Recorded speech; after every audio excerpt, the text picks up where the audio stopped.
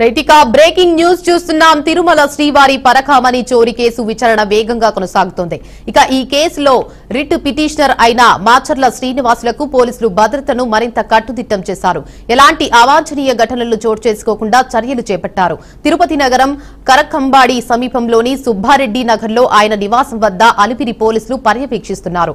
రక్షిక్ team, blue coat సిబ్బంది నిఘా కొనసాగిస్తున్నారు. ఇక అంతేకాక శ్రీనివాసులు ఇంటి వద్ద ఉన్న సీసీ కెమెరాలను నేరుగా కమాండ్ కంట్రోల్ రూమ్ కు పోలీసులు అనుసంధానం చేశారు. ఎలాంటి సమయంలో ఫోన్ చేసినా వెంటనే స్పందిస్తామని శ్రీనివాసులు ఇంటికి వెళ్లి అలిపిరి పోలీసులు ధైర్యం చెప్పారు. 24 గంటలు భద్రత అందుబాటులో ఉంటుందని అలిపిరి సీఐ రామకిషోర్ హామీ ఇచ్చారు. అతను అబ్రీ బోస్ మీకు అందరికీ తెలుసు. బ్యాంక్ కొంతమంది మాకు అవుట్ సోర్స్ చేస్తారు.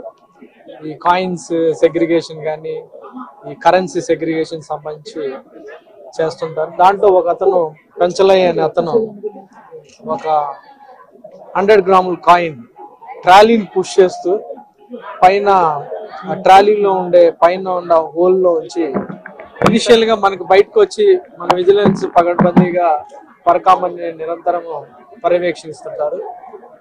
దాంట్లో మనం ట్రాలీ బయటకు వచ్చినప్పుడు ఆబ్వియస్ గా దాన్ని 2 రకాలుగా దాన్ని చెక్ చేస్తాము. ప్లస్ కంప్లీట్ గా టాపల్ చేసి చూస్తాం ఏమైనా ఉన్నాయా అని.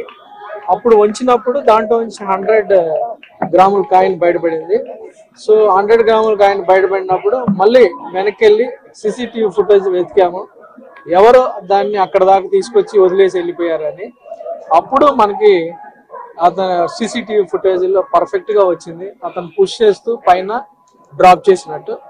సో పూర్తి స్థాయిలో విత్ ఇన్ అవర్ లోనే మేము అన్ని కూడా డిటెక్ట్ చేసి వ్యక్తిని అలావినంగా ఇదిని పోలీసులు వాళ్ళకి హ్యాండ్ ఓవర్ చేసి కేసు కట్టించడం జరిగింది.